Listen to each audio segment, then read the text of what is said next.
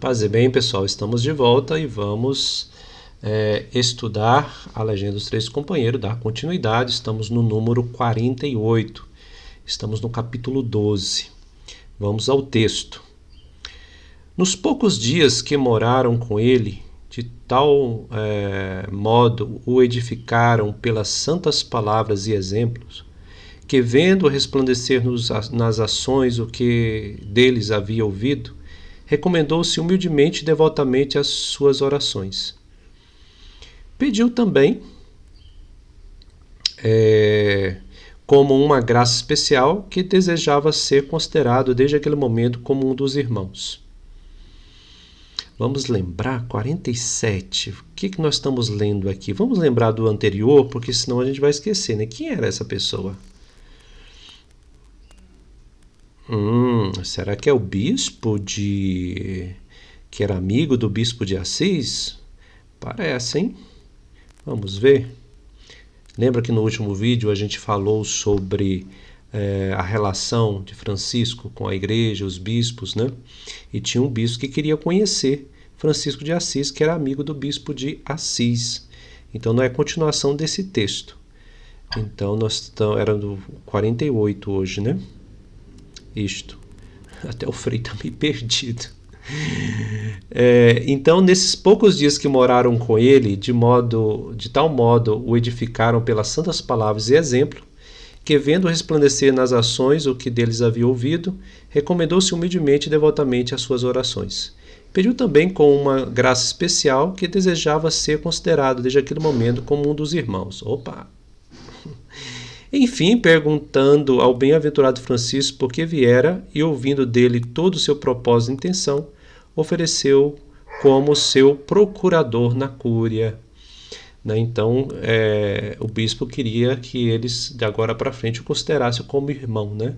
Que ele agora se dispunha a ser o procurador, né? Ser aquele que ia ali mediar os desejos de Francisco da ordem nascente, né? Da congregação nascente. Dirigiu-se, pois, o referido cardeal à cúria e disse ao senhor Papa Inocêncio III: encontrei um homem perfeitíssimo que pretende viver segundo a forma do Santo Evangelho e observar em tudo a perfeição evangélica. Creio que por meio dele Deus quer reformar no mundo inteiro a fé da Santa Igreja. Então, olha que tem o que eu falei no vídeo anterior, né? A intermediação aí dos bispos que iam conhecendo Francisco de Assis e seus companheiros. Sem isso, né, dificilmente Francisco ali ia ter a aprovação inicial, né, de viver aquilo que ele pretendia. Então o referido bispo, né, fala ao Papa: olha, encontrei alguém perfeitíssimo que pretende seguir e viver a forma do Santo Evangelho. Creio que por meio dele Deus quer reformar o mundo inteiro a fé da Santa Igreja. Bom, aqui nós estamos lembrando também que nós estamos aí quanto tempo depois da morte de Francisco, né? Tem aí quase 20 anos que esse texto foi escrito. Então, se eu não me engano, porque às vezes me foge a memória. Então, devemos considerar que o texto quer passar uma mensagem também. Que existe aí uma própria reforma no seio da igreja, né? Não uma reforma, um modelo, vamos dizer assim, de protestar, né? De protestar contra a igreja, mas é uma reforma no jeito de Francisco, né? Na espiritualidade dos franciscanos, que é reformar a si mesmo. Este é o primeiro ponto. Não se reforma a igreja fazendo batalhas, não se reforma a igreja simplesmente protestando. Estou falando aqui no sentido que os franciscanos entendem, tá? Naquele período, para a gente não confundir com outras coisas, né? Então, a reforma começa por si mesmo.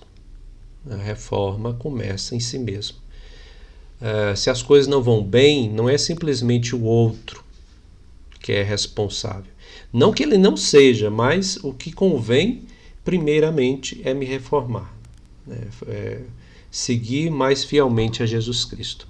Eu me reformando, mesmo que seja um pingo d'água numa floresta em chamas, por mais que seja aí pouca coisa, mas é uma luz que se acende, né?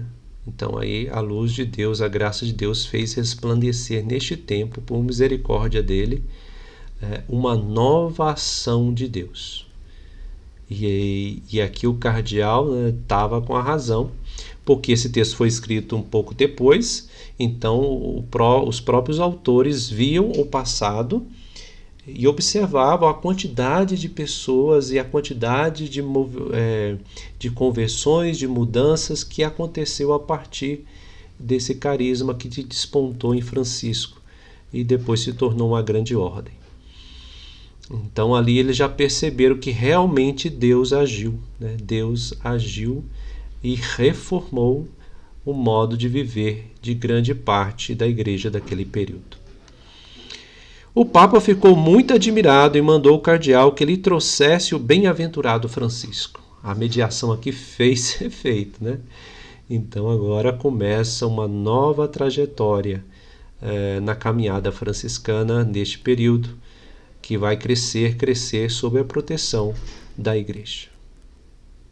Espero que tenha ajudado na sua reflexão. É um texto pequeno, né? Aí no próximo vídeo a gente estuda o número 49. Até mais, com Deus, paz e bem.